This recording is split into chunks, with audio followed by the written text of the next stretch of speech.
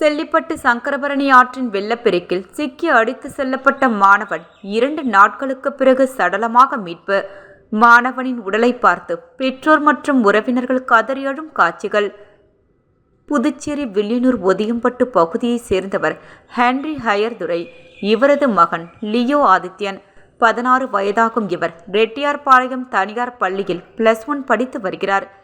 இவர் 2 தினங்களுக்கு முன்பு தனது நண்பரான ரெட்டியார்பாளையத்தைச் சேர்ந்த அந்தோணி என்பவருடன் வில்லியனூர் அருகேயுள்ள செல்லிப்பட்டு சங்கரபரணி ஆற்றில் சமீபத்திய மழை மற்றும் வீடுரணை திறப்பு காரணமாக ஏற்பட்டுள்ள வெள்ளப்பெருக்கை சென்று பார்வையிட்டுள்ளார். பின்னர் இருவரும் சங்கரபரணி ஆற்றின் தடுப்பணையில் இறங்கி குளித்துள்ளனர். எதிர்பாராத விதமாக இருவரும் தண்ணீரில் அடித்து செல்லப்பட்டனர். இதை கண்ட அருகிலிருந்த செல்லிப்பட்டு பகுதியைச் சேர்ந்த காவலர் செந்தில் மற்றும் ராஜ் ஐயப்பன் ஆகியோர் சேர்ந்து உடனடியாக அந்தோணியை மீட்டு ஊசுட்டேரி தனியார் மருத்துவமனைக்கு அனுப்பி வைத்தனர். அந்த மீட்கப்பட்ட காட்சிகள் தற்போது வெளியாகி உள்ளது.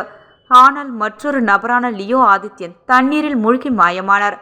தகவலறிந்த திருக்கனூர் இன்ஸ்பெக்டர் ராஜகுமார், சப் இன்ஸ்பெக்டர் பிரியா மற்றும் போலீசார், தீயணைப்பு துறையினர் இரவு பகலாக கடந்த 2 நாட்களாக தேடி வந்தனர்.